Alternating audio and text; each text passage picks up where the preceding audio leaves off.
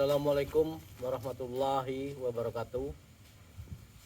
Ya, berjumpa lagi kita dalam sosialisasi ataupun penjelasan masalah SPMB tahun ajaran 2025-2026. Nah, kami selaku panitia pelaksana dari SPMB SMA Negeri 1 Tobuali ingin menjelaskan kepada kawan-kawan, khususnya panitia pelaksana, yaitu pada tahap 1 ini seperti yang kita ketahui bahwa kita akan melakukan pendaftaran khususnya jalur afirmasi dan prestasi untuk tahap 1, yaitu dari tanggal 10 sampai dengan tanggal 12 Juni 2025. Jadi pada waktu tanggal tersebut para pendaftar akan melakukan pendaftaran online, dan setelah melakukan pendaftaran online mereka itu akan membawa berkas-berkas apa yang mereka upload untuk dibawa ke panitia atau ke kita untuk memverifikasi, baik itu berupa dokumen asli maupun fotokopinya, sesuai apa tidak dengan isi yang mereka upload, yang mereka isi di aplikasi yang telah ditentukan, yaitu SPMB Bubble Progo ID itu. Nah, yang perlu kawan-kawan ketahui di sini apa-apa saja yang harus kita verifikasi atau yang kita periksa nantinya pada waktu mereka mendatangi kita untuk menunjukkan bukti-bukti yang telah mereka upload. Nah, di sini kami akan membahas satu persatu. Yang pertama kita akan membahas dulu masalah jalur afirmasi. Nah, seperti yang kita ketahui bahwa afirmasi ini adalah jalur yang dibuka khusus bagi keluarga yang kurang mampu. Sebenarnya itu intinya. Jadi untuk keluarga yang kurang mampu. Nah, untuk keluarga yang kurang mampu ini biasanya dibuktikan, yaitu berupa kartu program keluarga sejahtera misalnya, atau kalau dari sekolah itu biasanya ada kartu KIP, kartu Indonesia Pintar, bisa juga KKS, bisa juga PKH. Nah, kalau yang kartu sifatnya untuk menunjuk kesehatan seperti kartu KIS itu tidak berlaku. Jadi untuk jalur afirmasi ini, yang pertama harus kita periksa dokumen-dokumen nantinya pada waktu tanggal 10 sampai dengan tanggal 12. Yaitu yang pertama adalah yang kita minta kepada pendaftar. Yang pertama adalah mereka itu sudah mendaftar secara online. Nah, ini dibuktikan dengan cetak kartu bukti pendaftaran online. Seperti tahun kemarin biasanya itu ada fotonya, ada fotokopi nilai rapotnya, itu tertera.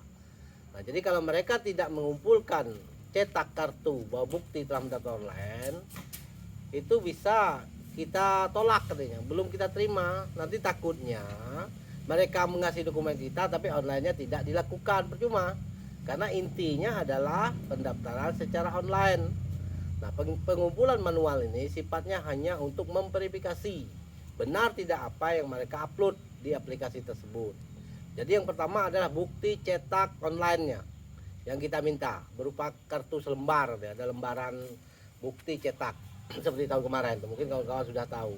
Nah, yang kedua di jalur afirmasi ini yang harus kita periksa adalah KK-nya, karena KK untuk jalur afirmasi ini dikhususkan bagi yang berdomisili di dekat wilayah kita, artinya masih masuk dalam domisili. Karena nantinya apabila kuotanya lebih, maka sistem penyeleksiannya yaitu memilih jarak yang paling dekat dengan sekolah.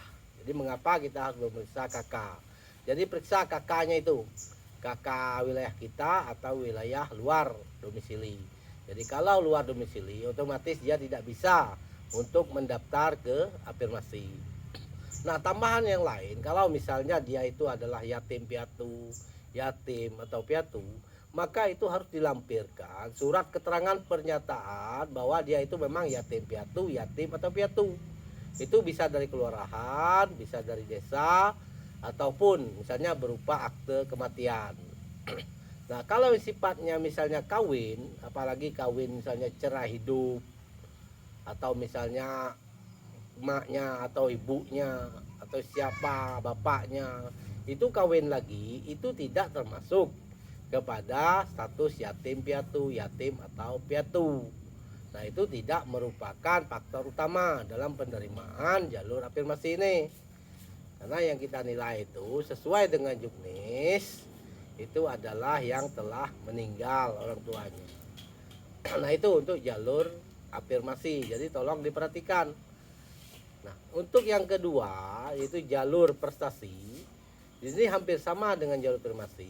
Yang pertama yaitu kita harus tahu bahwa jalur prestasi ini kita membuka dua jalur. Pertama, prestasi akademik dan prestasi non akademik. Nah, perlu juga kawan ketahui, prestasi akademik ini adalah prestasi yang berupa nilainya akademik. Misalkan juara kelas, juara mengikuti lomba sains, inovasi, artinya berupa akademis. Nah, itu yang termasuk ke jalur prestasi akademik. Sedangkan prestasi non akademik biasanya ini didapat dari jalur olahraga, seni, seperti yang kita ketahui banyak diikuti dari mulai berjenjang maupun tidak berjenjang. Nah, nanti dalam hal penentuan ini masuknya itu apakah masuk akademik atau non akademik, ini perlu ketelitian khusus. Jangan nanti salah masuk, akademis masuk ke non akademik, begitu juga sebaliknya. Jadi tolong kepada panitia, tolong hati-hati dalam menentukan statusnya itu akademik atau non akademik. Jadi jangan sampai tercampur artinya, karena di aplikasi itu milihnya hanya satu, akademik atau non akademik, jadi tidak bisa digabung. Dan untuk yang lain sama, mungkin kakak juga begitu, karena di jalur prestasi ini kita juga membuka dua, ada yang dari dalam domisili dan luar domisili. Jadi tolong periksa kakaknya lagi apakah masuk domisili apa tidak. Jadi pemisahannya jelas, yang masuk domisili di domisili, yang tidak di luar domisili. Nah, jadi kakak ini merupakan kunci utama untuk jalur prestasi ini. Nah, sedangkan yang kedua, jadi mereka itu harus melampirkan prestasinya. Seperti jalur akademik misalnya, yaitu hanya mempunyai juara kelas, gitu. Boleh. Artinya juara kelas 7 dan 8, dengan 9-nya tidak kita pakai atau tidak berlaku. Jadi khusus untuk kelas 7 dan kelas 8. Jadi bagaimana apabila ada pendaftar misalnya dia mau masuk jalur prestasi tapi tidak mempunyai prestasi, ya tidak bisa, karena nama juga jalur prestasi, jadi harus memiliki prestasi baik akademik maupun non akademik. Nah, itu untuk jalur prestasi. Nah, dokumen-dokumen yang dikumpulkan itu juga harus lengkap. Misalnya piagam itu harus dilengkapi dengan surat yang mengeluarkan, misalnya dinas pendidikan buat surat keterangan oleh dinas pendidikan bahwa memang benar anak ini adalah juara apa misalnya. Begitu juga dengan juara kelas, ada piagam tambah lagi dengan surat keterangan kepala sekolahnya bahwa anak ini adalah juara kelas. Karena bukan apa-apa, takutnya nanti piagam ini ada yang menyalahgunakan. Misalkan piagam kosong diisi dengan nama yang bersangkutan padahal piagam orang. Nah, dengan melakukan legalitasnya ke yang mengeluarkan piagam maka jelas, jadi tidak terjadi komplain nanti di belakang hari kemudian. Itu maksudnya. Nah, mungkin kawan-kawan lain juga sudah jelas terutama masalah KK. Jadi untuk masalah KK ini memang termasuk fatal karena ini utama. Jadi kartu keluarga itu yang pertama kita cek adalah tahun terbitnya. Jadi tahun terbit KK itu harus berusia 1 tahun sampai dengan terhitung kita PPDB. Jadi kalau PPDB kita misal tanggal 10 Juli, maka dia lahir KK-nya itu terbitnya itu 10 Juli 2024. Jadi kalau di atas itu berarti tidak sampai setahun. Nah, bagi yang tidak nyampe setahun itu kita cek alasannya apa. Kalau misalnya perubahan anggota keluarga, baik itu penambahan maupun pengurangan, ada yang meninggal, ada yang misalnya kawin kakaknya ataupun apa, itu bisa kita cek dari domisilinya, berubah apa tidak domisilinya dengan kakak lamanya. Yang kedua kita cek juga, bisa kita cek dari nama orang tuanya. Kita lihat nama orang tua di ijazah dengan nama orang tua di KK sama apa tidak. Jadi kalau sama itu otomatis KK-nya berlaku. Apalagi domisilinya tidak berubah. Misalnya domisili tetap misalnya Gadung. Atau berubah lagi masuk ke KK baru, misalnya terbitnya baru karena kakaknya misalnya kawin. Nah, kita lihat orang tuanya sama, alamatnya sama, biarpun belum setahun itu berlaku. Nah, apabila KK yang dikatakan tidak berlaku, misalkan nama orang tua di KK yang lama dengan KK baru itu berbeda, domisilinya berbeda, dan belum berumur 3 tahun bagi yang nama orang tuanya berubah.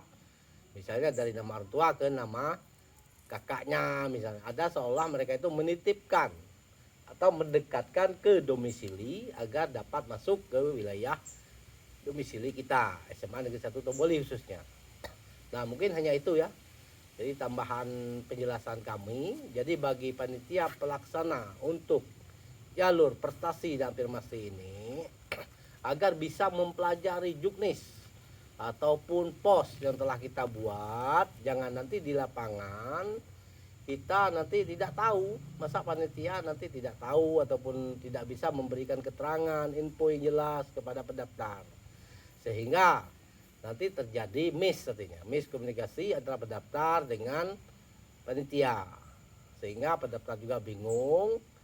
Nah, untuk itu kepada tim pelaksana khususnya bagian informasi, jadi tolong juga untuk menjelaskan hal-hal nanti apabila muncul pada waktu pendaftaran tahap awal ini, terutama tahap pertama yaitu jalur afirmasi dan prestasi. Dan juga kepada panitia pelaksana penerima berkas, apabila berkasnya belum lengkap atau masih kurang dari persyaratan yang kita tentukan, jangan diterima dulu. Jangan ada istilah nyusul dokumen, karena kita mempunyai 3 hari waktu untuk pendaftaran atau pemberkasan ini. Jangan nanti kita terima dia kurang berkas, pas kita minta sulit nanti, sedangkan mereka beranggapan mereka sudah diterima berkasnya. Sedangkan seperti kita ketahui misalnya mereka tidak lengkap berkasnya, mau kita loloskan nanti berkasnya tidak ada, tidak diloloskan, sedangkan yang pendaftar sudah menganggap mereka itu sudah menyerahkan berkas. Jadi bagi yang tidak lengkap berkasnya dikembalikan saja, jangan diterima. Silakan kembali besok dan besoknya lagi sampai lengkap. Karena pengalaman kita tahun kemarin masih ada yang menerima berkas itu tidak lengkap, dan pada waktu diminta sulit. Sampai kita berapa kali nelpon seolah kita menunggu mereka untuk berkas, sedangkan mereka menganggap mereka sudah lengkap padahal belum. Nah, itu yang terjadi pada tahun kemarin. Dan juga bagi kawan-kawan yang kira-kira tidak jelas ataupun ragu-ragu dalam hal informasi masalah PMB ini, silahkan dilanjutkan atau bahasa kita dioper untuk mencari infonya ke bagian informasi. Di panitia pelaksana itu sudah jelas siapa yang bagian informasi dan pelayanan masalah pendaftaran ini. Jadi sekali lagi kepada kawan-kawan, marilah kita bekerja secara efektif dan efisien. Jadi kita harus tahu dulu, jangan sampai nanti kita panitia tidak tahu apa-apa yang harus dilaksanakan pada waktu penerimaan berkas. Nah, mungkin hanya itu ya. Jadi sambil berjalan nanti kita evaluasi supaya pelaksanaan SPMB khususnya tahap 1 atau tahap awal ini berjalan dengan lancar, tidak ada kendala yang berarti dan sesuai dengan apa yang kita inginkan dan juga berdasarkan juknis yang telah ditetapkan. Sekali lagi kami ucapkan terima kasih. Marilah kita bekerja sama untuk mensukseskan SPMB SMA Negeri 1 Toboli tahun ajaran 2025/2026 supaya berjalan sukses.